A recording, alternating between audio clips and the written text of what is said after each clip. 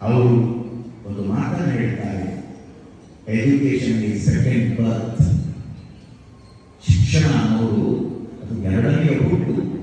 ತಾಯಿಯ ಗರ್ಭದಿಂದ ಹುಟ್ಟಿ ಬರುವುದು ಒಂದನೇ ಹುಟ್ಟಾದರೆ ಶಿಕ್ಷಣದ ಸಂಸ್ಕೃತಿಯ ಸಂಸ್ಕಾರವನ್ನ ಜೀವನಕ್ಕೆ ಪಡೆದುಕೊಂಡು ನಾವು ವಿಕಾಸವಾಗುವಂತಹದ್ದು, ದೇವರಾಗುವಂತಹದ್ದು, ಜ್ಞಾನಿಗಳಾಗುವಂತಹದ್ದು, ಸದ್ಭಕ್ತರಾಗುವಂತಹದ್ದು, ಸುಜ್ಞಾನಿಗಳಾಗುವಂತಹದ್ದು, ಆಚಾರ್ಯರಾಗುವಂತಹದ್ದು ಶಿಕ್ಷಣ. ಇದಕ್ಕಾಗಿ ನಮಗೆ ಶಿಕ್ಷಣ ಬೇಕು.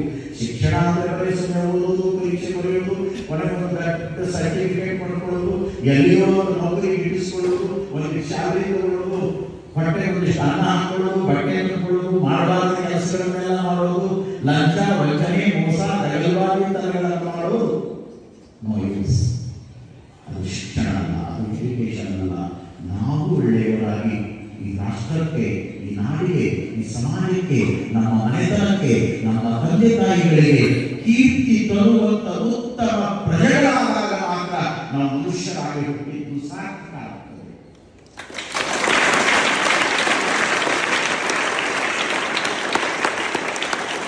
ಹಾಗಾಗಿ ನಮ್ಮ ಭದ್ರತೆ ಹೇಳ್ತಾಳೆ, ಬಹುಶಃ ನಮಗೆ ಕನ್ನಡ ಪ್ರಾಧ್ಯಾಪಕರು ಗುರುಮಾತೆಯರು ಪಾಠ ಹೇಳುವಾಗ ಹೇಳಿರಬೇಕು ಅಂತ ಭಾವಿಸ್ತೇನೆ. ಬಹಳ ಸೊಗಸಾದ ತ್ರಿಪದಿ. ಆಚಾರಕ್ಕರ ಸಾಗು, ನೀತಿಗೆ ಪ್ರಭುವಾಗು, ಮಾತಿನಲ್ಲಿ ಚೂಡಾಮಣಿಯಾಗು, ನನಕಂದ ಜ್ಯೋತಿಯೇ ಆಗು ನೀ ಜಗಕ್ಕೆಲ್ಲ. ಎಷ್ಟು ಒಳ್ಳೆಯ ಮಾತುಗಳು. ಆಚಾರಕ್ಕರ ಸಾಕು. ನೀನು ಯಾವುದೋ ರಾಜ್ಯಕ್ಕೆ ಅರಸನಾಗುವುದು ಬೇಕಾಗಿಲ್ಲ ಮಗನೇ. ತಾಯಿ ಬಾಯಲ್ಲಿ ಅನ್ನದ ತುತ್ತನ್ನ ಇಡ್ತಾ ಪ್ರೀತಿಯ ಅಕ್ಕರೆಯನ್ನ ತನ್ನ ಮಗಳಿಗೆ ತೋರುತ್ತಾ ಎಷ್ಟು ಬೆಲೆಯುಳ್ಳ ಮಾತುಗಳನ್ನು ಹೇಳ್ತಾಳೆ. ಇವತ್ತಿನ ಮಾನವ ಸಮಾಜಕ್ಕೆ ಬೇಕಾಗಿರುವಂತ ನೀತಿಯ ಪ್ರೀತಿಯಲ್ಲಿ 4 ಮಾತುಗಳು. ಇವತ್ತು ಸಮಾಜ ಎತ್ತೆತ್ತಲೂ ಸಾಕ್ತಾ ಇದೆ. ನೀವೆಲ್ಲ ನೋಡ್ತಾ ಇದ್ದೀರಿ. ಓದಿರುವಂತವರೇ ತಂದೆ ತಾಯಿಗಳನ್ನ ಬೀದಿಯೊಳಗೆ ಬಿಡುತ್ತಾರೆ, ಅನಾಥಾಶ್ರಮಗಳನ್ನು ಬಿಡುತ್ತಾರೆ. ನಿನ್ನೆ ನಮ್ಮ ಸರ್ಕಾರದ ವೈದ್ಯಕೀಯ ಸಚಿವರು ಡಾಕ್ಟರ್ ಶರಣ ಪ್ರಕಾಶ್ ಪಾಟೀಲ್ ಒಂದು ಹೇಳಿಕೆಯನ್ನು ಕೊಟ್ಟು ಎಷ್ಟೋ ಜನ ಮಕ್ಕಳು ತಂದೆ ತಾಯಿಗಳನ್ನ ಆಸ್ಪತ್ರೆಗೆ ತಂದು ಆಸ್ಪತ್ರೆಗೆ ಸೇರಿಸಿ ಅವರ ಆಸ್ತಿಯನ್ನು ತಮ್ಮ ಹೆಸರಿಗೆ ಬಳಸಿಕೊಂಡು ಅವರನ್ನು ಕೈಬಿಟ್ಟು ಹೋಗ್ತಾರೆ ಅಂದರೆ ನಮ್ಮ ಸಮಾಜ ಯಾವ ಕಡೆ ಹೋಗ್ತಾ ಇದೆ ವಿಚಾರ ಮಾಡಿ. ನೀವು ಇವತ್ತು ಪ್ರತಿಜ್ಞೆ ಮಾಡಬೇಕು. ನಾನು ಎಷ್ಟೇ ಓದಿ, ನಾನು ಏನೆಲ್ಲ ಸಾಧನೆಯನ್ನು ಮಾಡಲಿ, ದೊಡ್ಡ ವಿಜ್ಞಾನಿ ಆಗಲಿ, ದೊಡ್ಡ ಆಫೀಸರ್ ಆಗಲಿ, DC ಆಗಲಿ, AC ಆಗಲಿ, IAS ಮಾಡಲಿ, KS ಮಾಡಲಿ, ನೀವೇನೇ ಮಾಡಿದ್ರು ಕೂಡ ಇವತ್ತು ಆಚಾರ್ಯರ ಈ ಪವಿತ್ರವಾದ ದೇಗುಲಗಳು ನೀವು ಸಂಕಲ್ಪ ಮಾಡಬೇಕು. ಸಂಕಲ್ಪ ಏನು ಅಂದರೆ, ಸಂಕಲ್ಪ ಏನು ಅಂದರೆ ಮುಂದೆ ನಾವು ಬೆಳೆದು ದೊಡ್ಡವರಾದ ಮೇಲೆ ನಮ್ಮ ತಂದೆ ತಾಯಿಗಳನ್ನ ಸಾಯುವವರೆಗೆ ಪ್ರೀತಿಯಿಂದ ಕಾಪಾಡ್ತೇವೆ ಅಂತ ನೀವು ಮಕ್ಕಳು ಸಂಕಲ್ಪ ಮಾಡಬೇಕು. ಆ ರೀತಿಯಲ್ಲಿ ಬರುತ್ತೆ. ನಿಮಗಾಗಿ ನಿಮ್ಮ ತಂದೆ ತಾಯಿಗಳು ಎಷ್ಟು ತ್ಯಾಗ ಮಾಡ್ತಾರೆ. ಒಂದೊತ್ತಿನ ಊಟವನ್ನು ಕೂಡ ಮಾಡದೆ ಉಪವಾಸ ಇಟ್ಟು ನನ್ನ ಮಕ್ಕಳು ಚೆನ್ನಾಗಿರಬೇಕು, ಒಳ್ಳೆ ಬಟ್ಟೆಯನ್ನು ತರಬೇಕು, ಚೆನ್ನಾಗಿರುವ ಶೂಸ್ ಹಾಕೋಬೇಕು, ಒಳ್ಳೆಯ ಶಾಲೆಯನ್ನು ಓದಬೇಕು ಅಂತ ನಿಮ್ಮ ತಂದೆ ತಾಯಿಗಳು ಯಾವ್ಯಾವ ರೀತಿಯೊಳಗೆ ಕಷ್ಟಪಡ್ತಾರೋ ಬಹುಶಃ ನಿಮಗೆಲ್ಲ ಗೊತ್ತಿದೆ. ಅಷ್ಟು ತಮ್ಮ ಜೀವನವನ್ನೇ ಮಕ್ಕಳಿಗಾಗಿ ತ್ಯಾಗ ಮಾಡಿ ಸೇವೆ ಮಾಡುವಂತ ತಂದೆ ತಾಯಿಗಳನ್ನ ಅವರು ವಯಸ್ಸಾದ್ಮೇಲೆ ಅವರಿಗೆ ಮಕ್ಕಳ ಅವಸ್ಥೆ ಬರುತ್ತದೆ. ಆವಾಗ ನೀವು ದಯವಿಟ್ಟು ತಂದೆ ತಾಯಿಗಳನ್ನು ಎಂದೂ ಅಗೌರವದಿಂದ ನೋಡಬೇಡಿ. ಅವರನ್ನ ದೇವರು ಅಂತ ತಿಳ್ಕೊಂಡ್ರೆ ನೀವು ದೇವರಾಗ್ತೀರಿ, ನೀವು ದೇವರಾಗ್ತೀರಿ. ಅದಕ್ಕಾಗಿ ಆಚಾರಕ್ಕರ ಸಾಕು. ನಿಮ್ಮಲ್ಲಿ ಎಂತ ಆಚಾರ ಇರಬೇಕು ಅಂದ್ರೆ, ಆಚಾರ ಅಂದ್ರೆ ಕ್ಲೀನ್ನೆಸ್, ಸ್ವಚ್ಛತೆ. ನಿಮ್ಮ ಬಾಯಿ ಸ್ವಚ್ಛ ಇರಬೇಕು, ನಿಮ್ಮ ಮಾತು, ನಿಮ್ಮ ನಡೆ, ನಿಮ್ಮ ನುಡಿ ನಿಮ್ಮನ್ನು ನೋಡಿದ್ರೆ ಗೌರವಿಸಬೇಕು ಸಮಾಜ. ಆ ರೀತಿಯಲ್ಲಿ ನಾವು ನಿಮ್ಮಾಗೇನೆ ಶಾಲೆಯನ್ನು ಕಲಿತವರು, ನಾವು ನಿಮ್ಮಾಗೇನೆ ಸಾಮಾನ್ಯ ವಿದ್ಯಾಲಯಗಳಲ್ಲಿ ಓದಿದವರು. ಇವತ್ತು ನಾಡನ್ನೇ ಪ್ರತಿನಿಧಿಸುತ್ತೇವೆ, ನಾಡಿನ ತುಂಬ ಓಡಾಡುತ್ತೇವೆ, ದೇಶ ವಿದೇಶಗಳನ್ನು ಸುತ್ತಿ ಬರ್ತೇವೆ ಅಂದರೆ ನಾವು ಬದುಕುವಂತ ಆಚಾರ ನಮ್ಮನ್ನು ಕಾಪಾಡುತ್ತೇವೆ. ನಮಗೆ ಗೌರವವನ್ನು ತಂದುಕೊಡುತ್ತದೆ. ಹೌದಲ್ಲ? ಹಾಗಾಗಿ ನೀವು ಸ್ವಚ್ಛತೆಯ ಆಚಾರದ ಜೀವನ ಕಳೆಯಬೇಕು. ಆಚಾರ ಸಾಕು. ನೀತಿಗೆ ಪ್ರಭುವ, ನಿಮ್ಮಲ್ಲಿ ಒಳ್ಳೆಯ ನೀತಿಗಳಿರಬೇಕು. ಗುರು ಹಿರಿಯರನ್ನು ಕಂಡಾಗ ಗೌರವಿಸುವಂತ ನೀತಿ.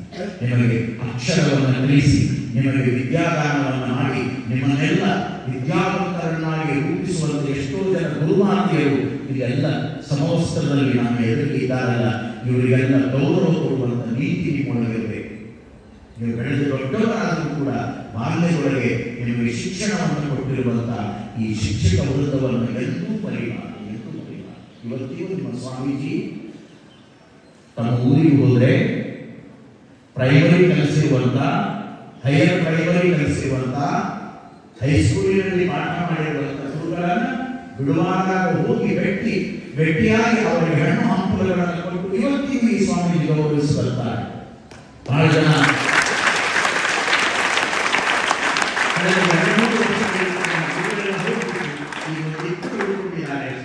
ಅವರನ್ನ ಎವ್ರಿ ಇಯರ್ ನಾನು ಭೇಟಿ ಆಗ್ತೇನೆ, ಅವರ ಕುಶಲೋಪರಿಗಳನ್ನು ಕೇಳುತ್ತೇನೆ, ನನಗೆ ಸಾಧ್ಯವಾದರೆ ಅವರಿಗೊಂದು ಜೊತೆ ಬಟ್ಟೆ ಕೊಡುತ್ತೇನೆ, ಅವರಿಗೊಂದಿಷ್ಟು ಹಣ್ಣುಗಳನ್ನು ಕೊಡುತ್ತೇನೆ, ಎರಡು ಪ್ರೀತಿಯ ಮಾತುಗಳನ್ನು ಕೊಡುತ್ತೇನೆ. ಇದು ನಿಮಗೆ ಸಂಸ್ಕಾರ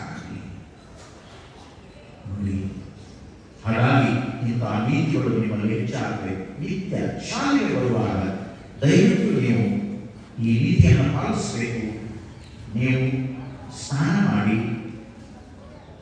ಡ್ರೆಸ್ ಮಾಡಿಕೊಂಡು, ತಿಲಕವನ್ನು ಇಟ್ಕೊಂಡು, ರೆಡಿಯಾಗಿ, ತಿಂಡಿ ತಿಂದು, ಬ್ಯಾಗಲ್ಲಿ ನೀವು ಊಟವನ್ನು ತೆಗೆದುಕೊಂಡು ಇನ್ನೇನು ಮನೆಯಿಂದ ಹೊರಡುವಾಗ ನಿಮ್ಮ ತಂದೆ ತಾಯಿಗಳ ಪಾದಕ್ಕೆ ಹಣೆ ಹೆಚ್ಚಿ ನಮಸ್ಕಾರ ಮಾಡಿಕೊಳ್ಳುವಂತ ನೀತಿಯನ್ನ ಇಷ್ಟು ದಿನ ಮಾಡಿದ್ರಂತೂ ಬಹಳ ಒಳ್ಳೆಯದು.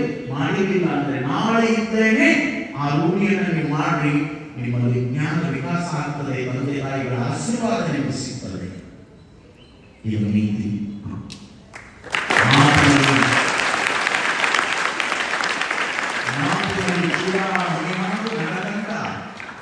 ನಿಮ್ಮ ಮಾತು ಇಷ್ಟು ಚೆನ್ನಾಗಿರ್ಬೇಕಲ್ಲ.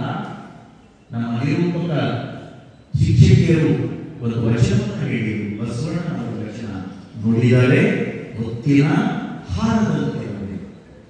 ಮುತ್ತಿನ ಹಾರವನ್ನು ನೋಡಿದಿರಲ್ಲ, ಎಷ್ಟು ಶುಭ್ರವಾಗಿರ್ತದೆ, ಎಷ್ಟು ಸ್ವಚ್ಛವಾಗಿರ್ತದೆ, ಆ ದಾರದಲ್ಲಿ ಬಹಳ ಸುಂದರವಾಗಿ ಅದು ಶೃಂಗಾರಗೊಂಡಿರ್ತದೆ. ಹಾಗೆ ನಮ್ಮ ಮಾತುಗಳಿರಬೇಕು. ನುಡಿದರೆ ಮುತ್ತಿನ ಹಾರದಂತೆ ಇರಬೇಕು, ನುಡಿದರೆ ಸ್ಫಟಿಕದ ಶಲಾಕೆಯಂತೆ ಇರಬೇಕು.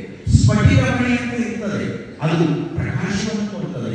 ಹಾಗೆ ನಮ್ಮ ಮಾತು ಇನ್ನೊಬ್ಬರಿಗೆ ಬೆಳಕನ್ನು ಕೊಡಬೇಕೇ ವಿನಃ ಇನ್ನೊಬ್ಬರಿಗೆ ನೋವನ್ನು ಕೊಡಬಾರದು. ಇನ್ನೊಬ್ಬರಿಗೆ ಪ್ರೀತಿಯನ್ನು ಕೊಡಬೇಕೇ ವಿನಃ ಇನ್ನೊಬ್ಬರಿಗೆ ಮಾನಸಿಕ ತೊಂದರೆಯನ್ನು ಕೊಡಬಾರದು. ನುಡಿದರೆ ಸ್ಫಟಿಕದ ಶಲಾಕೆಯಂತಿರಬೇಕು, ನುಡಿದರೆ ಮಾಣಿಕ್ಯದ ದೀಪ್ತಿಯಂತಿರಬೇಕು. ದೀಪದ ಬೆಳಕನ್ನು ನೀವೆಲ್ಲ ನೋಡಿದ್ದೀರಿ. ಅದು ಬಡವರ ಮನೆಯಲ್ಲಿದ್ದರೂ ಬೆಳಕನ್ನು ಕೊಡುತ್ತದೆ, ಅದು ಅರಮನೆಯಲ್ಲಿದ್ದರೂ ಬೆಳಕನ್ನು ಕೊಡುತ್ತದೆ. ಹಾಗೆ ನಮ್ಮ ಮಾತು ಬೆಳಕಾಗಬೇಕು, ನಮಗೂ ಬೆಳಕಾಗಬೇಕು, ಇತರರಿಗೂ ಬೆಳಕಾಗಬೇಕು. ಅದು ಮಾಣಿಕ್ಯದ ದೀಪ್ತಿ. ನುಡಿದರೆ ಲಿಂಗ ಮೆಚ್ಚಿ ಹೌದು ಹೌದು ಎನ್ನುತ್ತಿರಬೇಕು. ಲಿಂಗ ಮೆಚ್ಚುವುದು ಅಂದ್ರೆ ಯಾವುದೋ ದೇವಾಲಯವೊಳಗಿರುವ ಕೂಡಲ ಸಂಗಮದೊಳಗಿರುವ ಲಿಂಗ ಅಲ್ಲ. ನಿನ್ನೊಳಗಿರುವ ಆತ್ಮವೇ ಅದು ಪರಮಾತ್ಮ ಲಿಂಗ. ನಿನ್ನ ಅಂತರಂಗ ನಿನಗೆ ಖುಷಿಯನ್ನು ಕೊಡಬೇಕು. ಆ ರೀತಿಯಲ್ಲಿ ನಿನ್ನ ಮಾತುಗಳು ಇರಬೇಕು ಅನ್ನುವುದನ್ನ ಬಸವಣ್ಣನವರು ನಮಗೆ ನಡೆಯುವುದನ್ನು ಕಲಿಸಿದ್ದಾರೆ, ನಮಗೆ ನುಡಿಯುವುದನ್ನು ಕಲಿಸಿದ್ದಾರೆ, ನಮಗೆ ಹೋಗುವುದನ್ನು ಕಲಿಸಿದ್ದಾರೆ, ನಮಗೆ ಉಡುವುದನ್ನು ಕಲಿಸಿದ್ದಾರೆ, ನಮಗೆ ಕಾಯಕವನ್ನು ಕಲಿಸಿದ್ದಾರೆ, ನಮಗೆ ನೀತಿ ಧರ್ಮವನ್ನು ಕಲಿಸಿದ್ದಾರೆ, ನಮಗೆ ಗಳಿಸಿದ ಮೇಲೆ ಇಟ್ಟುಕೊಂಡು ಸ್ವಾರ್ಥಿಯಾಗದಂತೆ ದಾಸೋಹ ಮಾಡುವುದನ್ನು ಕಲಿಸಿದ್ದಾರೆ. ಅಂತೆಲ್ಲ ಪರಂಪರೆಯ ವಿಚಾರಗಳನ್ನ ನಾವು ನಮ್ಮ ಬದುಕಿನಲ್ಲಿ ತುಂಬಿಕೊಂಡು ಮಾತಿನಲ್ಲಿ ಚೂಡಾಮಣಿಗಳಾಗಬೇಕು. ಕೊನೆಗೊಂದು ಮಾತನ್ನ ತಾಯಿ ಹೇಳ್ತಾರೆ, ಜ್ಯೋತಿಯೇ ಆಗು ನೀ ಜಗತ್ತೆಲ್ಲ. ಬಸವಣ್ಣ ಲೈಟ್ ಆಫ್ ಏಷಿಯಾ, ಜಗಜ್ಯೋತಿ ಅಂತ ಇಂಗ್ಲೆಂಡಿನವರು ಕರೆದರು ಬಸವಣ್ಣನವರಿಗೆ. ಹಾಗಾಗಿ ಇವತ್ತು ನೀವು ಕೂಡ ಬೆಳಕಾಗಬೇಕು. ಇಡೀ ಜಗತ್ತಿಗೆ ಬೆಳಕಾಗುವ ಶಕ್ತಿಯನ್ನು ನಾವು ಪಡೆಯಬೇಕು. ಆಗ ಆಗದೇ ಇದ್ರೆ ಕೊನೆಗೆ ಹುಟ್ಟಿದ ಮನೆಯಾದರೂ ಬೆಳಕಾಗುವಂತ ಮಕ್ಕಳಾಗಬೇಕು, ಸಮಾಜಕ್ಕೆ ಬೆಳಕಾಗುವಂತ ಆದರ್ಶದ ಜೀವಿಗಳು ನಾವಾಗಬೇಕು. ಈ ರೀತಿ ಬದುಕಿದರೆ ಅದು ದೈವತ್ವದ ಬದುಕಾಗ್ತದೆ ಅಂತ ಬದುಕು ನಿಮ್ಮದಾಗಲಿ ಅನ್ನುವಂಥ ಮಾತುಗಳನ್ನ ನಿಮ್ಮ ಜೊತೆಯಲ್ಲಿ ಹಂಚಿಕೊಂಡು ಹೇಳುವಂಥ ವಿಷಯ ಬೇಕಾದಷ್ಟು ಇದ್ರೂ ಕೂಡ ಸಮಯ ಅದು ನಮ್ಮನ್ನು ಕರೀತಾ ಇದೆ, ಅದು ನಿಮ್ಮನ್ನು ಕೈ ಮಾಡಿ ಕರೀತಾ ಇದೆ. ಹಾಗಾಗಿ ನೀವೆಲ್ಲ ಪರೀಕ್ಷೆ ಇವತ್ತು ಕೊನೆಯ ಕಾಣ್ತದೆ, ಇವೆಲ್ಲ ಕೊನೆಯ ಪರೀಕ್ಷೆ ಬಹಳ ಚೆನ್ನಾಗಿ ನೀವು ಬರೀರಿ. ಯಾವ್ಯಾವ ಕ್ಲಾಸಿನ ಪರೀಕ್ಷೆಗಳನ್ನು ನೀವು ಬರೆದಿರಿ, ನಿಮಗೆ ಉತ್ತಮ ಫಲಿತಾಂಶ ಸಿಗಲಿ. ನೀವು ಮುಂದಿನ ಕ್ಲಾಸಿಗೆ ಹೋಗ್ರಿ, ವರ್ಷ ವರ್ಷ ಬೆಳೀತಾ ಹೋಗ್ರಿ. ಹೇಗೆ ವಿದ್ಯೆ ನಿಮ್ಮನ್ನು ಬೆಳೆಸ್ತದೋ ಹಾಗಾಗಿ ನಿಮ್ಮ ಬುದ್ಧಿ ಬೆಳೀಲಿ, ನಿಮ್ಮ ಜ್ಞಾನ ಬೆಳೀಲಿ, ನಿಮ್ಮ ಭಾವನೆಗಳು ಬೆಳೀಲಿ, ನಿಮ್ಮ ಬದುಕಿನ ಆದರ್ಶಗಳು ಬೆಳೀಲಿ. ಇವೆಲ್ಲ ಬೆಳಕಿನ ರೀತಿಯೊಳಗೆ ಮುಂದೊಂದು ದಿನ ಈ ಮಗು ಆಚಾರ್ಯರ ವಿದ್ಯಾಲಯದಲ್ಲಿ ಓದಿರುವಂತ, ಗುರುಕುಲದಲ್ಲಿ ಓದಿರುವಂತ ಮಗು ಅನ್ನುವುದನ್ನು ಸಮಾಜ ಗುರುತಿಸಬೇಕು, ಅಷ್ಟು ಆದರ್ಶವಾಗಿ ನೀವು ಬೆಳೆಯಬೇಕು ಅನ್ನುವಂಥ ಆಶಾಭಾವನೆಯನ್ನ ಇಲ್ಲಿ ವ್ಯಕ್ತಪಡಿಸಿ ನಿಮಗೆಲ್ಲ ಶುಭವಾಗಲಿ, ನಿಮಗೆಲ್ಲ ಮಂಗಲವಾಗಲಿ. ಮತ್ತೆ ಮತ್ತೆ ನಿಮ್ಮನ್ನು ನೋಡುವಂತ, ನಿಮ್ಮ ಜೊತೆಗೆ ಮಾತನಾಡುವಂಥ ಯೋಗ ನಮ್ಮ ಬದುಕಿನಲ್ಲಿ ಬರ್ತಾ ಹೋಗಲಿ. ನಮ್ಮ ಆಚಾರ್ಯರ ಆತ್ಮೀಯತೆಯ ಸಂಬಂಧವನ್ನ ಇವತ್ತೇ ನಾವು ಪಡ್ಕೊಂಡಿದ್ದೇವೆ, ಅದನ್ನ ನಮ್ಮ ಉಸಿರು ಅವರ ಉಸಿರು ಇರುವವರೆಗೆ ಅದನ್ನು ಉಳಿಸ್ಕೊಂಡು ಹೋಗ್ತೇವೆ ಅನ್ನುವಂಥ ಮಾತುಗಳನ್ನ ಅತ್ಯಂತ ಪ್ರೀತಿಯಿಂದ ಹೇಳುವುದರ ಮೂಲಕ ಇಲ್ಲಿ ಒಳಗಡೆ ಬಂದಾಗ ಇಲ್ಲಿ ನಡೆದ ಎಲ್ಲ ಈ ಅಪರೂಪದ ಆಧ್ಯಾತ್ಮದ ಏನು ಒಂದು ಪರಿಸರ ಇದೆ, ಇದನ್ನು ನೋಡಿ ನಿಜವಾಗಲೂ ನಾನು ಬಹಳ ಖುಷಿ ಪಟ್ಟಿದ್ದೇನೆ.